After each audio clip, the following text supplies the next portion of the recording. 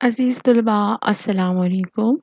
اللہ تعالیٰ سے قوی امید ہے کہ آپ اپنے اپنے گھروں میں اللہ تعالیٰ کے فضل و کرم سے خیر و عافیت سے ہوں گے اور روزانہ اپنے اپنے مقررہ اوقات میں اردو کے حوالے سے اپنا مطالعہ جاری رکھے ہوئے ہوں گے۔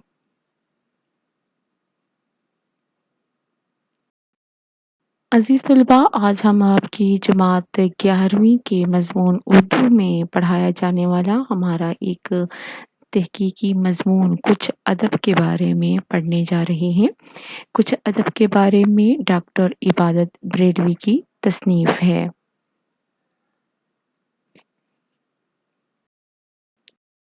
ڈاکٹر عبادت بریلوی کا حوالہ آپ کی کتاب میں صفحہ نمبر 29 پر موجود ہے۔ ان کی پیدائش ہے 1920 اور وفات ہے 1998۔ ڈاکٹر عبادت بریلوی نے پیشہ ورانہ زندگی کا آغاز اینگلو عربک کالج دلی سے کیا۔ قیام پاکستان کے بعد لاہور آئے اور اورینٹل کالج لاہور سے منسلک ہو گئے اور ترقی کرتے ہوئے شعبہ اردو کے صدر بن گئے۔ ڈین فیکلٹی آف آرٹس بھی رہے اور اورینٹل کالج کے پرنسپل بھی۔ 1980 میں وہ ملازمت سے سبکدوش ہوئے۔ وہ اردو کے ایک نامور محقق تھے۔ ان کی بیشتر کتابیں ہند و پاک کی مختلف یونیورسٹیوں کے نصاب کا حصہ رہی ہیں، لیکن بطور نقاد بھی ان کی حیثیت مسلمہ ہے۔ ان کی تنقید کا انداز وضاحتی تجزیے کا ہے۔ ایسے تجزیے میں کسی مصنف کے ابتدائی احوال سے لے کر ارتقائی مرحلے سبھی کچھ زیر بحث آ جاتے ہیں۔ ان کا تجزیہ عام طور پر ہمدردانہ ہوتا تھا۔ وہ ادبی مسائل کی پیچیدگیوں میں نہیں الجھتے، بلکہ معنوی سطح پر رہتے ہوئے ادب بارے کا تمام احوال قاری کے سامنے رکھ دیتے تھے۔ وہ اپنے تجزیے کو درجہ بدرجہ قاری کے سامنے کھولتے ہوئے اسے اپنے منطقی استدلال سے قائل کرتے ہیں۔ ڈاکٹر عبادت بریلوی کے ہاں تحقیقی اور تنقید کا رشتہ زیادہ مضبوط نظر آتا ہے۔ ایک محقق کی حیثیت سے انہوں نے فورٹ ولیم کالج کے اساتذہ کے تصنیفی کارناموں اور غیر معمولی نوادر کو تلاش کیا۔ انہوں نے گلکرسٹ کی نظمیں، حیدری کی کہانیاں، ولی میر اور مومن کے حالات زندگی تلاش کی، جو ایک گراں قدر تخلیقی کارنامہ ہے۔ تصانیف ان کی اردو تنقید کا ارتقاء، تنقیدی زاویے، غزل اور مطالعہ غزل، غالب کا فن، روایت کی اہمیت، جدید شاعری، جدید اردو ادب اور میر تقی میر وغیرہ۔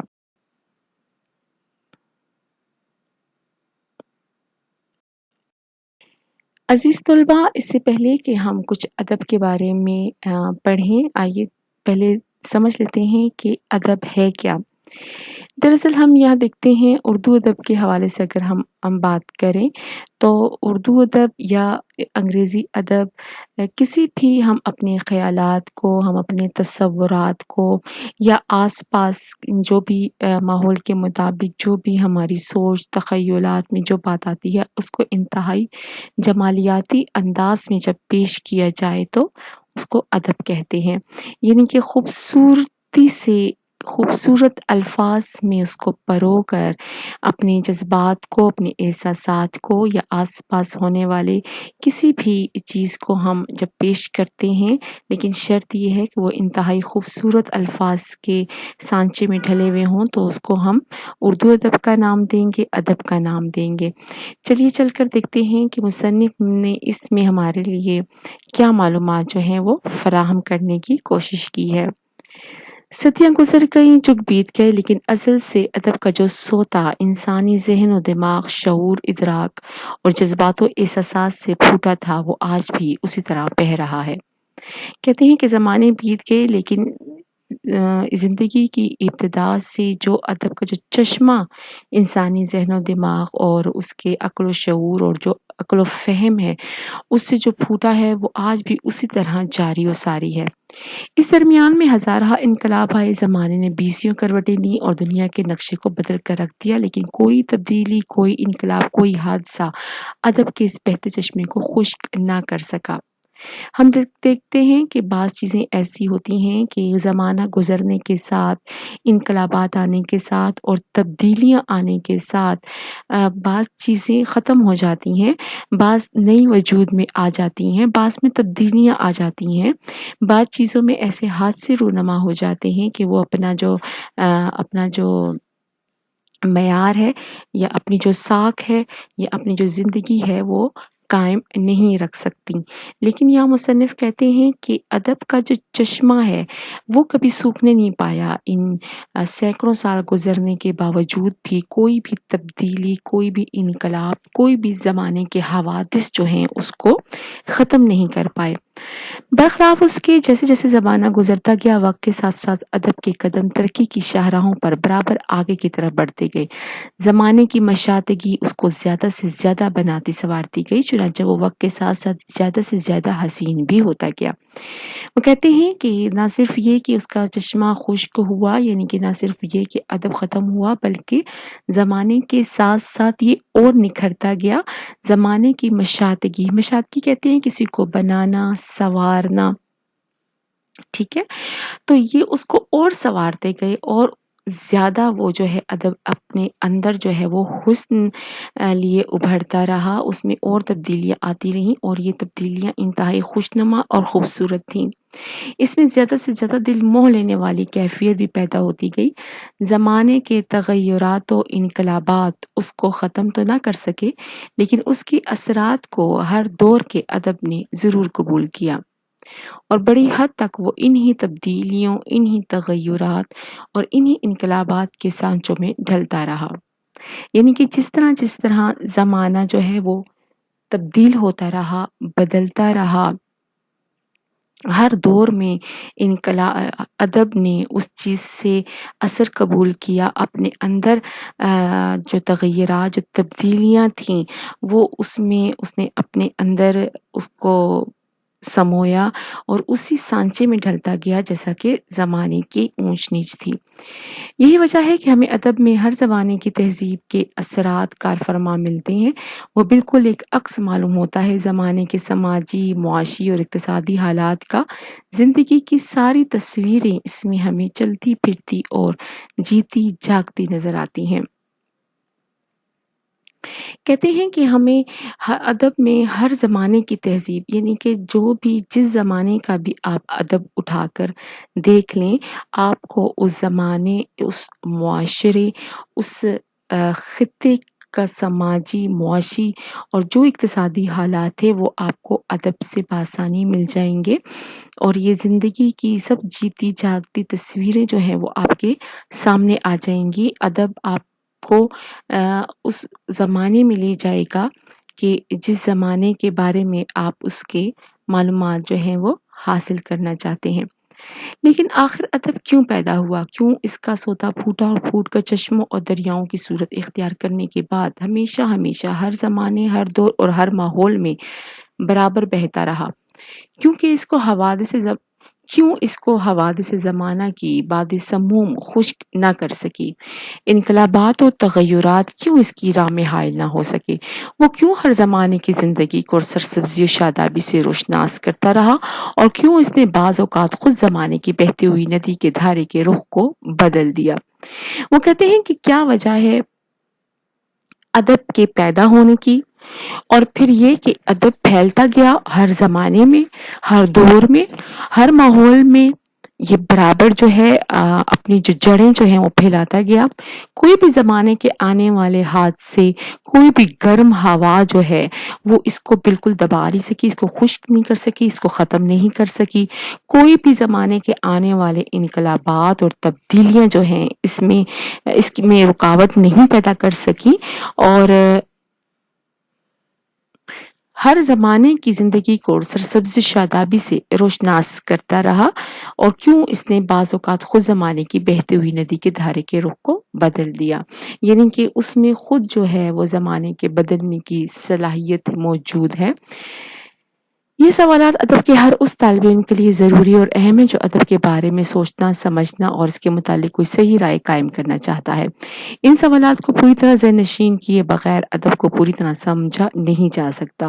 چنانچہ اس کی اہمیت ہی کا نتیجہ ہے کہ ادب کی ساتھ ساتھ ہر دور میں ان سوالات پر بھی ادبیات کے طالب علم غور و خوض کرتے رہے اور انہوں نے اپنی اپنی صلاحیتوں کے مطابق مختلف طریقوں اور مختلف زاویوں سے ان پر روشنی ڈالی۔ ہاں، تو ہمیں یہ دیکھنا ہے کہ ادب کیوں اور کس لیے وجود میں آیا۔ ادب کی قدامت کا اندازہ تو صرف اس کی ایک بات سے ہو سکتا ہے کہ جس وقت انسان اس دنیا میں نیا نیا آیا تھا اسی وقت سے اس نے ادب کی تخلیق شروع کر دی تھی۔ تخلیق کا جوہر اور تخلیق کی خواہش انسان کے اندر بالکل فطری ہے، چنانچہ انسان نہ صرف ادب بلکہ ہر چیز کی تخلیق میں لطف محسوس کرتا ہے۔ کسی ایسی چیز کی تخلیق جو روزمرہ کے استعمال میں آتی ہو، جس سے انسانیت کو راحت ہو، آرام ملتا ہو، یا پھر کسی ایسی چیز کی تخلیق جس کو صرف دیکھ کر ہی وہ لطف، لذت اور مسرت حاصل کرتا ہو، یہ تخلیق کی اس فطری خواہش کا نتیجہ ہے جو انسان کے اندر قدرت کی طرف سے ودیت کی گئی ہے۔ یعنی کہ انسان کے اندر یہ تخلیق کہ کچھ نیا ہو اور کچھ خوبصورت ہو اور جو انسان کو راحت بھی جس سے میسر ہو، جس سے اس کو آرام بھی ملے اور جس سے دیکھ کر بھی اس کو لذت اور راحت محسوس ہو، اور یہ انسان کے اندر جو ہے قدرتی طور پر یہ خواہش ہوتی ہے اس کے اندر، اور یہ قدرت نے اس کو توفتاً جو ہے اس کے اندر رکھ دی ہے۔ بالکل اسی طرح ادب کی تخلیق بھی ہے جس میں انسان کی اسی فطری خواہش کو دخل ہے، البتہ اس کی نوعیت کسی قدر بدل جاتی ہے۔ دوسری تخلیقات کا تعلق مادیت سے ہے، لیکن ادب کی تخلیق میں مادے کو دخل نہیں، برخلاف اس کی نوعیت روحانی ہے۔ انسان کے جذبات و احساسات میں جو موجیں برابر اٹھتی رہتی ہیں ان کو خوبصورت الفاظ کا جامع پہنا دینا ادب کہلاتا ہے۔ یعنی کہ جو انسان سوچتا ہے، جو اس کے احساسات ہیں، جو جذبات ہیں، اس کو کتنی خوبصورتی سے وہ دوسروں تک پہنچاتا ہے اور کتنی خوبصورتی سے وہ ان کو اصل الفاظ کا جو ہے وہ جامع پہناتا ہے۔ ظاہر ہے کہ انسان جذبات کا پتلا ہے اور ابتدائے آفرینش میں تو وہ سوائے جذبات کے اور کچھ تھا ہی نہیں۔ ان دنوں اس میں عقل و شعور کے عناصر پوری طرح بیدار نہیں ہوئے تھے۔ وہ چیزوں کے متعلق سوچ سمجھ کم سکتا تھا، خارجی چیزیں اور ان سے پیدا ہونے والے ذرا ذرا سے واقعات اس کے جذبات کے ٹھہرے ہوئے سمندر میں ایک ایسی ہوا کا کام کرتے تھے جس سے اس مد و جزر اور تلاطم کی کیفیت پیدا ہو جاتی تھی۔ جذبات کے سمندر کی اس متلاطم موجوں کو وہ الفاظ کا روپ دے دیتا تھا جس کو آج ہم ادب کے تحت شمار کرنے کے لیے مجبور ہیں۔ یعنی کہ جو انسان نے دیکھا ماحول میں آس پاس، جو انسان نے خود محسوس کیا، اس کے عقل و شعور سے جو بات گزری، اس کے جذبات احساسات نے جہاں جہاں کوئی بھی کروٹ لی وہ ان کو الفاظ میں لکھتا ہے، الفاظ میں وہ لکھ کر اب خوبصورت انداز میں پیش کرتا ہے۔ دنیا میں نووارد انسان کو اگرچہ لکھنے پڑھنے کا شعور نہیں تھا،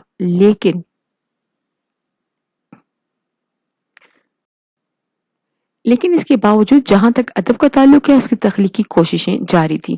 چنانچہ ابتدائی زمانے میں ادب کے نشانات ہمیں ان گیتوں کی شکل میں ملتے ہیں جو انسان کے وقتی تاثر کے زیر اثر تخلیق کیے گئے تھے اور جن کو لوگوں نے زبانی یاد کر لیا تھا، اور جب لکھنے کا شعور پیدا ہو گیا تھا تو ان کو پہلے پتوں پر اور پھر کاغذ اور کپڑے وغیرہ پر لکھ کر محفوظ کر لیا تھا۔ یہ ادب کے ابتدائی نقوش تھے جو وقت کے ساتھ زیادہ سے زیادہ بنتے سنورتے رہے اور جن کے موضوعات میں اضافہ ہوتا رہا۔ یعنی کہ انسان جب خوش ہوتا ہے تو وہ کچھ گنگناتا ہے، کچھ زیر لب جو ہے وہ اس کی عادت ہے کہ وہ گیت گاتا ہے۔ تو یہ جب لکھنے کا رواج نہیں تھا، جب انسان میں لکھنے کا شعور پیدا نہیں ہوا تھا، تو تب بھی لوگ جو ہے وہ کچھ نہ کچھ اپنے جذبات، احساسات، جو بھی ان کے خیالات ہیں وہ ان کا اظہار کیا کرتے تھے، خوبصورت طریقے سے دوسروں تک پہنچایا کرتے تھے، یا پھر کبھی جب لکھنے کا شعور پیدا ہوا تو پھر انہوں نے اس کو لکھنا شروع کیا، بعض اوقات پتوں پر، کبھی کاغذ پر، کبھی کپڑے پر، کبھی پتھر پر۔ تو یہی سے ہم دیکھتے ہیں کہ ادب تو اسی وقت سے ہے جب کہ انسان کی تخلیق ہوئی ہے، کیونکہ وہ جذبات اور احساسات کے ساتھ پیدا ہوا ہے، تو اس وجہ سے ادب بھی اس کے ساتھ ہی جو ہے اس نے پروان پروان چڑھا ہے۔ سوال یہاں یہ پیدا ہو سکتا ہے کہ ان جذبات اور احساسات کو انسان نے خود اپنے تک محدود کیوں نہیں رکھا اور عالم آشکارا کر دینے کی کوشش کیوں کی؟ اس کی وجہ یہ ہے کہ انسان میں یہ خواہش بھی بالکل فطری ہے کہ جو خیالات اس کے دل میں پیدا ہوں ان کو بہتر سے بہتر طریقے سے دوسروں تک پہنچائے۔ انسان ایک سماجی مخلوق ہے، ایک دوسرے سے مل جل کر رہتا ہے اور اس پر جو کچھ گزرتی ہے، جو سانحات بھی اس کے دل پر اپنے نقوش چھوڑتے ہیں، حالات کی جن کروٹوں سے بھی وہ متاثر ہوتا ہے، ان سب کو کسی نہ کسی صورت میں ساتھیوں تک پہنچا دینا اس کی سب سے بڑی خواہش ہوتی ہے۔ چنانچہ وہ جو کچھ لکھتا ہے، جس چیز کی تخلیق کرتا ہے، اس سے پہلے تو اس کو ذاتی طور پر سکون ملتا ہے اور دوسری طرف سماج کے دوسرے افراد اس میں دلچسپی لیتے ہیں۔ اگر انسان کے دل میں یہ خواہشات نہ ہوتی تو ادب اپنی موجودہ صورت میں ہمیں ہرگز نظر نہ آتا۔ یعنی کہ انسان میں یہ خواہش، کیونکہ وہ ایک سماجی جانور بھی ہے، سماجی مخلوق بھی ہے، اور اس کے اندر یہ خواہش کہ جو وہ سوچتا ہے، جو وہ محسوس کرتا ہے، وہ خوبصورت الفاظ میں دوسروں تک بھی پہنچائے۔ ہم دیکھتے ہیں کہ جو بعض اوقات ہم جو شاعری یا جو بھی تحریر پڑھتے ہیں، ہمیں لگتا ہے کہ وہ ہمارے ہی دل کی آواز ہے، وہ ہمارے ہی اندر کے جذبات ہیں۔ تو اس وجہ سے بھی ادب نے اپنی جو ہے وہ جڑیں مضبوط کی معاشرے میں، کہ وہ ہر ایک انسان کے اندر کی آواز تھی، جیسے کہ انسان اپنے احساسات و جذبات کو خوبصورت انداز میں دوسروں تک پہنچانے میں اپنی سمجھتا ہے کہ اس نے اپنے دل کے جو باتیں ہیں وہ دوسروں تک پہنچا دی ہیں۔ ایک طرف تو تخلیق کی فطری خواہش اور دوسرے اپنے آس پاس کے افراد سے دل پر بیتی ہوئی حالت کو ظاہر کر دینے کا خیال، ان دونوں عناصر نے مل کر ادب کو پیدا کیا۔ اسی لیے ادب بیک وقت انسان کا ایک اضطراری اور سماجی فعل ہوا جس میں آفاقیت کی جھلکیاں بسیرا لیتی ہوئی نظر آتی ہیں۔ بعض جگہ اس نے اپنے مخصوص ماحول اور سماج کی عکاسی ضرور کی، لیکن بڑا ادب وہی سمجھا گیا جس میں آفاقیت کے عناصر کی پوری طرح کار فرمائی تھی۔ غرض ادب پھیلا اور بڑھا، اور چونکہ وہ انسانوں کی اپنی چیز تھی اس لیے انہوں نے اس سے دلچسپی لی۔ یہ وہ بات ہے کہ مختلف لوگوں کے ادبی مذاق میں اختلافات رہے، یعنی کہ ادبی ذوق و شوق میں ان کے اختلافات تھے، لیکن ہم دیکھتے ہیں کہ ادب کی بھی کئی قسمیں ہیں۔ کوئی کس قسم کا ادب میں الگ جو ہیں وہ حصے ہیں، درجے ہیں، کوئی کس قسم کا پڑھنا چاہتا ہے، کوئی کس قسم کا کے اثر سے متاثر ہوتا ہے، لیکن ادبی ذوق ان میں رہا ضرور۔ یہ بات کسی قدر عجیب ضرور ہے کہ ہر دور ہر زمانے میں سماج کے افراد انفرادی اور اجتماعی طور پر ادب سے دلچسپی لیتے رہے۔ ادبی ذوق اچھا یا برا، کم یا زیادہ، ہر شخص کے دل میں رہا ضرور۔ بعضوں نے اپنے علم، شعور و مزاح کی بلندی اور شائستگی کے باعث میں نکھار پیدا کیا، اور بعض ان باتوں کے فقدان کے باعث ایسا نہ کر سکے، لیکن ذرا گہری نظر ڈالنے کے بعد یہ بات حقیقت نظر آنے لگتی ہے، کیونکہ جس طرح انسانوں کے اندر ادب کو تخلیق کرنے کی خواہش بالکل فطری ہے، اسی طرح اس سے دلچسپی لینا بھی ان کی فطرت میں داخل ہے۔ کون انسان ایسا ہو سکتا ہے جو دوسرے انسانوں کے جذبات و احساسات سے دلچسپی نہ لیتا ہو، اور پھر جب اس جگ بیتی کے روپ میں اس کو آپ بیتی کی تصویریں نظر آئیں، اور پھر جب ان کا پیش کرنے والا فنکار ان میں ایسے رنگ بھر دے جو ان کو فنکاری کے زیور سے آراستہ اور پیراستہ کر کے تمام تر جمالیاتی خوبیوں کا نمونہ بنا دے۔ کہتے ہیں کہ ہر انسان جب ادب کے ساتھ منسلک رہا ہے، چاہے وہ جس طریقے سے بھی ہو، اچھا ادب ہو، برا ادب ہو، چاہے وہ جس حصے کے سے بھی ادب سے تعلق رکھتا ہو، وہ دلچسپی رکھتا ہے کہ دوسروں کے احساس و جذبات کیا ہیں، وہ ان کو جاننا چاہتا ہے، اور پھر سے اسی طرح جب وہ جانتا ہے کہ جگ بیتی یعنی کہ کیا ہے، آس پاس کے ماحول میں کیا ہو رہا ہے، زمانے پر کیا بیت رہی ہے، تو اسی کے اندر اس کو اپنی آپ بیتی نظر آنے لگتی ہے، وہ اس میں دلچسپی لینے لگتا ہے۔ وہ دیکھتا ہے کہ جو احساس و جذبات جو ہم تک پہنچا رہے ہیں ادب کے حوالے سے، تو وہ اس کو ایسا محسوس ہوتا ہے کہ جیسے وہ اس کی اپنی کہانی ہو، اور اگر اس کو پیش کرنے والا یعنی کہ لکھنے والا مصنف بہت بڑا فنکار ہو اور خوبصورت طریقے سے ان الفاظ کا چناؤ کرے آگے پہنچانے کے لیے اپنی احساس و جذبات کو، تو لوگ جو ہیں اس کو بڑی خوبصورتی سے اور اس کو اپنی ہی ایک اوپر بیتی ہوئی ایک جو ہے وہ بات سمجھتے ہیں۔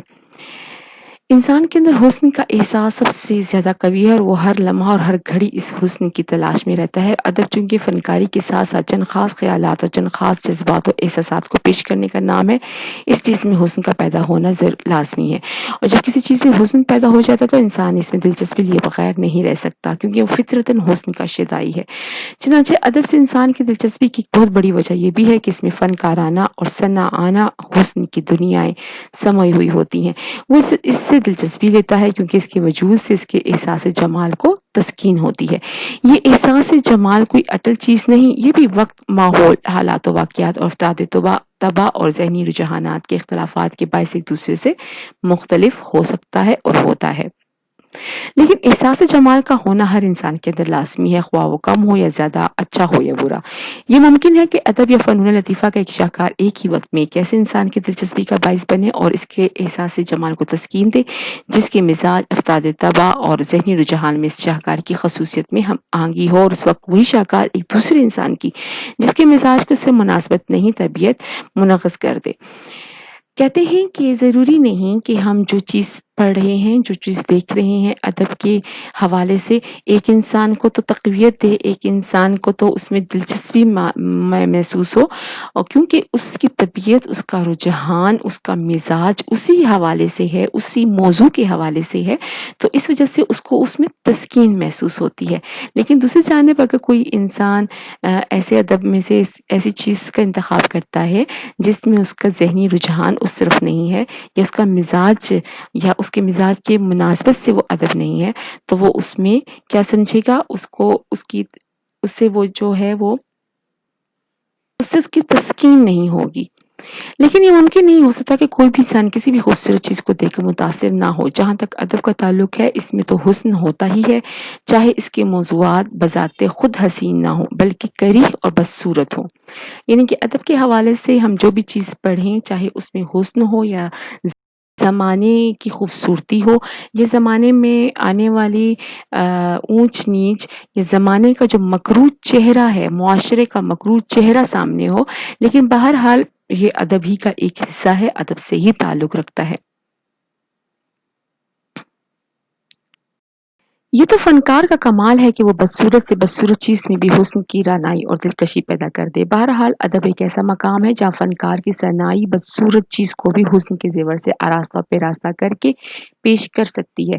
اس اعتبار سے ادب کا مرتبہ بہت بلند ہو جاتا ہے، کیونکہ ہماری سماجی زندگی میں کوئی اور مقام ایسا نہیں آ سکتا جہاں بدصورت چیز کو بھی حسین بنا کر پیش کیا جا سکے۔ یہ شرف صرف فنون لطیفہ اور ادب کو ہی حاصل ہے، بس انسانی زندگی میں اس کی اہمیت سے کسی کو انکار نہیں ہو سکتا۔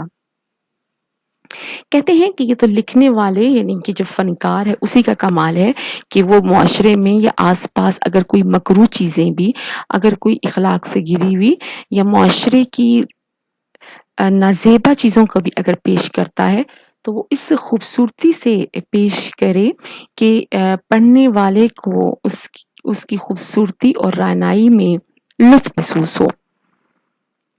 کیونکہ ایک صرف ہمارے پاس ادب ہی ہے، اسی کا ایک بلند مقام ہے جس میں کہ فنکار اپنی صلاحیتوں سے بدصورت چیز کو بھی، معاشرے کی بدصورت سے بدصورت کمی کو، بدصورتی کو، نقص کو بھی ایسے پیش کرے ہمیں ایک حسین نظر آئے، اور یہ صرف اور صرف ادب ہی کا کمال ہے۔ باقی زندگی کے کسی شعبے میں بھی ہمیں یہ چیز جو ہے وہ نظر نہیں آتی۔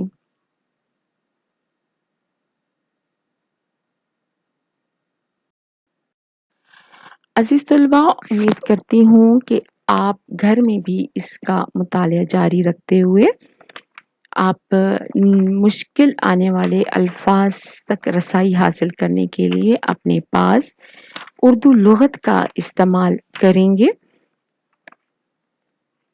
آپ کا مذکورہ مضمون ڈاکٹر عبادت بریلوی کی تصنیف تنقیدی زاویے سے ماخوذ تھا۔ اللہ تعالیٰ آپ کو اپنی حفظ و امان میں رکھے، آمین۔ شکریہ۔